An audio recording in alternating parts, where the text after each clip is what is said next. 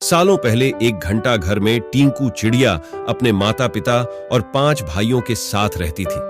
टिंकू चिड़िया छोटी सी थी, उसके पंख मुलायम थे। उसकी मां ने उसे घंटा घर की ताल पर चहकना सिखाया था। घंटा घर के पास ही एक घर था जिसमें पक्षियों से प्यार करने वाली एक महिला रहती थी। वह टिंकू चिड़िया और उसके परिवार के लिए रोज रोटी का टुकड़ा डालती थी। एक दिन वह बीमार पड़ गई और उसकी मौत हो गई। टिंकू चिड़िया और उसका पूरा परिवार उस औरत के खाने पर निर्भर था। अब उनके पास खाने के लिए कुछ नहीं था और न ही वो अपने लिए खान जुटाने के लिए कुछ करते हैं। एक दिन भूख से बेहाल होने पर टिंकू चिड़िया के पिता ने कीड़ों का शिकार करने का फैसला किया।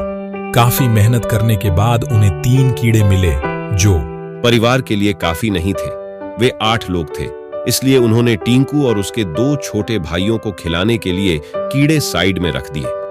इधर खाने की तलाश में भटक रही टिंकू, उसके भाई और उसकी मां ने एक घर की खिड़की में चोंच मारी ताकि कुछ मिल जाए, लेकिन कुछ नहीं मिला। उल्टा घर के मालिक ने उन पर राख फेंक दी, जिससे तीनों भूरे रंग के हो गए। उधर काफी तलाश करने के बाद टिंकू के पिता को एक ऐसी जगह मिली जहां काफी संख्या में कीड़े थे। उनके कई दिनों के खाने का इंतजाम हो चुका था। वह जब खुशी खुशी घर पहुंचा तो वहां कोई नहीं मिला। वह परेशान हो गया। तभी टिंकू चिड़िया, उसका भाई और मां वापस लौटे तो पिता उन्हें पहचान नहीं पाए और गुस्से में उन्होंने सबको भगा दिया। टिंकू ने पिता को समझाने की काफी कोशिश की।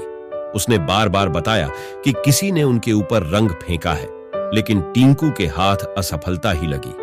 उसकी मां और भाई भी निराश हो गए, लेकिन टिंकू ने हार नहीं मानी। वह उन्हें लेकर तालाब के पास गई और नहलाकर सबकी राख हटा दी। तीनों अब अपने पुराने रूप में आ गए। अब टिंकू के पिता ने भी उन्हें पहचान लिया और माफी मांगी। अब सब मिलकर खुशी खुशी एक साथ रहने लगे। उनके पास खाने की भी कमी नहीं थी। कहानी से सीख, कभी भी किसी पर पूरी तरह निर्भर नहीं रहना चाहिए। इंसान को खुद मेहनत करके अपनी जरूरत की चीजों को जुटाना चाहिए। आंचल स्टोरी को सपोर्ट कीजिए और सब्सक्राइब कीजिए और लाइक कीजिए, फिर शेयर कीजिए। हमारे इस वीडियो को देखने के लिए बहुत बहुत धन्यवाद।